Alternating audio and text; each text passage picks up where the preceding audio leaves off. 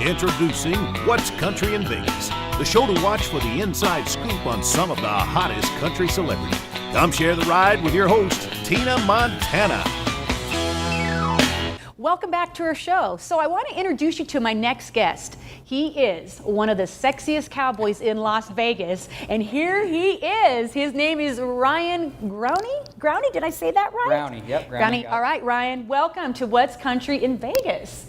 South Point's Country in Vegas. South Point's Country in Vegas. Right. All right, Ryan, I'm considering you the sexiest cowboy, one of the sexiest cowboys in Las Vegas. Wow. How does that feel?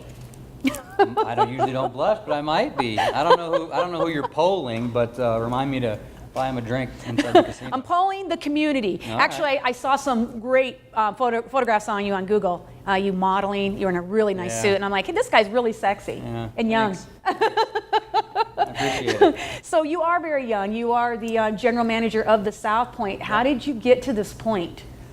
Born and raised in Las Vegas, attended Gorman High School, worked for a rodeo stock contractor for 8 years in the summertime. It's a cousin of mine that owns it, and he says, when you're 15, come work for me for a summer. And I didn't know a horse's nose from a bull's ass. I mean, I really didn't have any idea what I was doing up there. I had 2 pairs of jeans, a pair of boots, and a pair of gloves, and they shipped me to California, and I traveled with the rodeos. It's like the circus. Town after town, we'd take care of the animals, horses, bulls, calves, steers.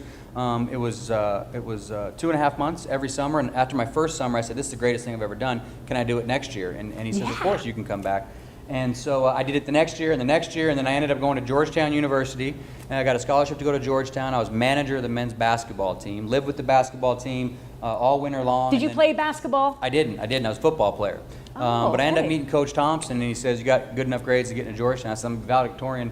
A Gorman, so yeah, I think so. And he goes, I tell you what, call Brendan Gaughan, who my owner's son played for Georgetown, and he says, see if you'd like to be a manager. And so I called Brendan, he says, you got to do it. It's fantastic. And your first year, it's water and Gatorade and jock straps, but then your second and third and fourth year, then it's working with Nike, and it's travel arrangements, and you're working with hotel for lodging, and which was interesting, especially if I was going to end up in this business, is working with the salesmen and working with the hotel team. So that was fun, but every summer, as soon as school ended for the year, I'd get back on a plane and I was back on the rodeo circuit. And that's where my love of Western culture and Western sports and Western lifestyle really started for me. So tell me, so traveling with the rodeo circuit, you learned a few things. I heard you were maybe a trick roper. You know, I wish I would have spent more time roping, honestly. But for your first year or so, I was just feeding the animals and taking care of it. In the second year, I learned how to ride. And in my third year, I finally was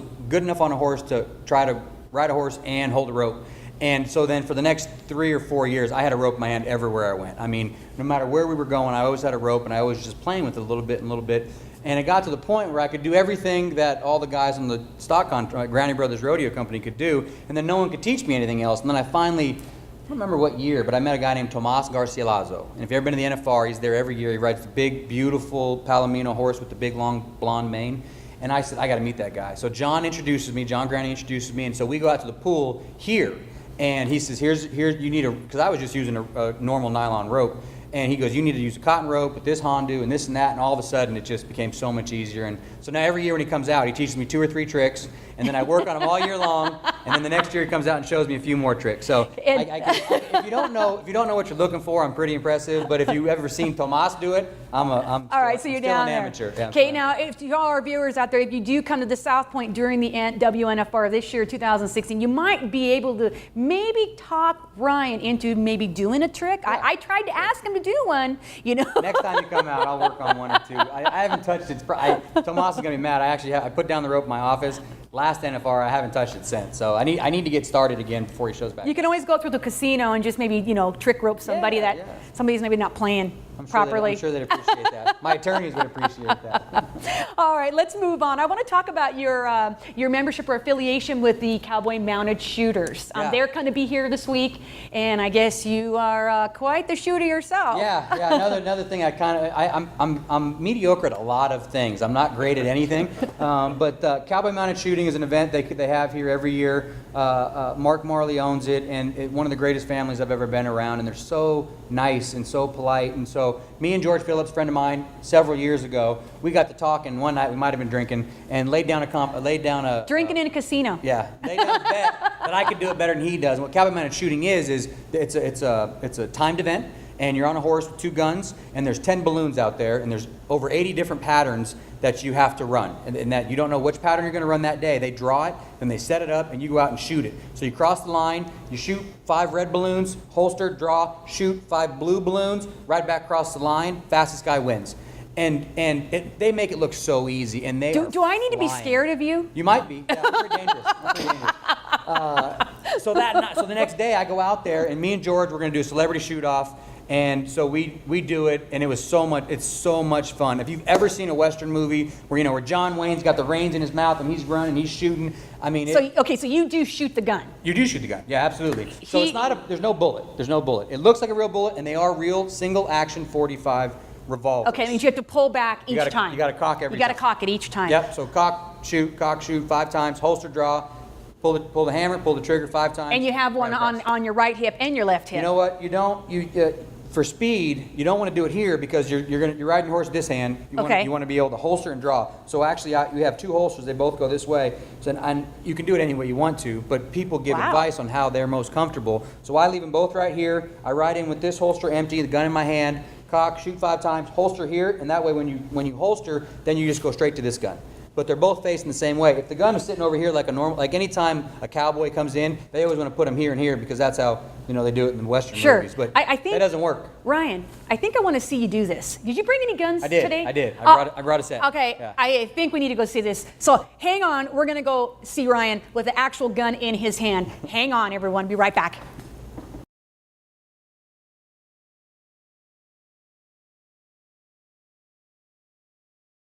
Now, my first question, I'm sure the viewers are going to ask, have you ever shot yourself? I have. Yeah, I have. Okay, where'd you shoot yourself? Yeah, right in the leg. I went, and there's 5 main mistakes you can make in mounted shooting, and I've made every one of them except for one. The only one I haven't made yet is you get nervous and you're thinking about this, and you're watching the competitors. How did they run it? Maybe I should run it in a different way. Well, there's one thing you got to remember to do every time, without fail, or you will lose. You got to load the gun. Okay. You got to load your own gun, and there will be 3 people a day that walk out there and go click. Oh, and that's when you know.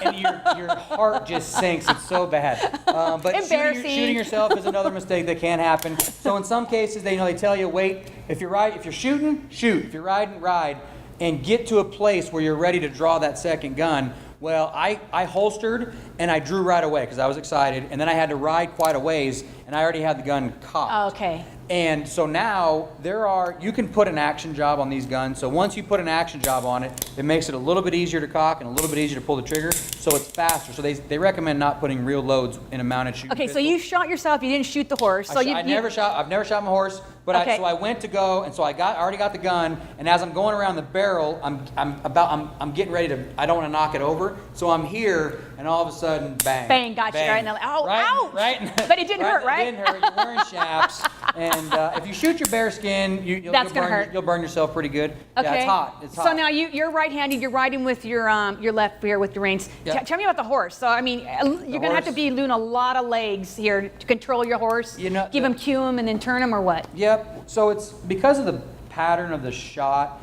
If you're at 10, if you're in the right spot, it's easy to make the shot. The hard part is getting your horse in the right spot very quickly so that you are ready to go for not only this shot, but you're set up for the next 4 shots. Okay, so the key is going to be a really good trained horse. Yep. I mean, you got to focus. Getting big enough now where there's a couple guys here right now, they're brothers, and they're fantastic. That's all they do is train mounted shooting horses. The sport has grown enough where they have dedicated horses. Now there's breeding programs, so a good mounted shooting horse, they're breeding them to be future mounted shooting horses. Wow. It used to just be you'd grab a barrel horse, you'd grab a fast broke horse and try and see if they'll accept that gunfire. And I always tell people, no, they only use deaf horses. Okay, they put plugs in, but you're saying they only use deaf horses? They only use deaf horses. And Joke. they'll usually buy it, but no, they definitely they use cotton swabs, and some even have molded fitted ear protection for the animal, because I mean they really do take good care of these beautiful creatures. Okay, so you have your own horse. You're using the CMSA horses. I don't have any mounted shooting horses, so Wow, okay. So I borrow a horse named Bullet, and this Bullet. horse. What kind of horse is Bullet? Brilliant. He's a quarter horse. Quarter horse. Most of these horses are quarter horse. Beautiful black,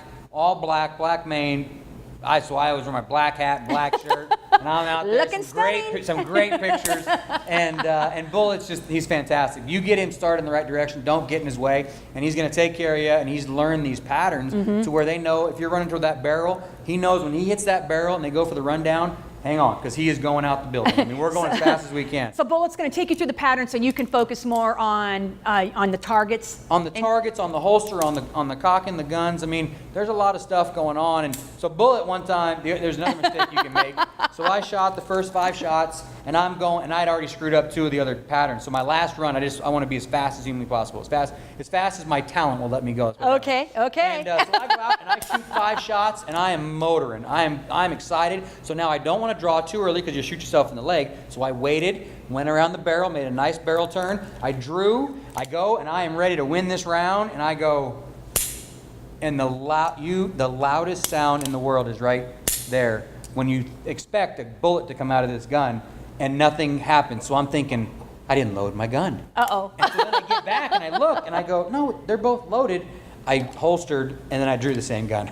Oh, boo-hoo! So everyone's going, he forgot to load his gun. I go, no, I didn't do that. I drew the wrong gun. Because you're nervous. Which is better than not. Well, because you don't want to be looking. So you really want to be. So when you're going there, you want to get to here. And I just did. When I made that turn, I went down. I felt this, and I pulled, and I'm ready, and click. And it's like, boo. So then you think maybe it's on the wrong cylinder. So then you do it again, and then you go, no, I'm dead. All right, so Ryan, you played football. You said, what position were you again? Center and defensive end. Center. All right. How do you compare this sport, cowboy mounted shooting, versus playing football? Very different, because in that sport you got to be the tough one. In this sport, your horse has got to be the tough one, and the strong one, and carrying the load. 11 guys on an offense in football. Here it's just you and your horse. So it's horse a team and rider. sport. It's a team sport, and it's just a 2-man team. It's you and your animal. Well, I guess it's a 4-man sport, because then you got your 2 guns too, and you take good care of them. You keep them clean, just like you would any. I can see you're really passionate about your guns. I love my guns. All right, folks. I want to thank Ryan. He's the general manager here at the South Point. They're building a beautiful facility, keeping events coming into town, keeping it real, keeping it country. That's what it's all about at What's Country in Vegas. I want to thank you for watching What's Country in Vegas. And I always ask you to follow us on our Facebook page so we can keep in touch with you and also let you know what's coming up on our next show. And as we always say here, keep it real and let's keep it country. Woo!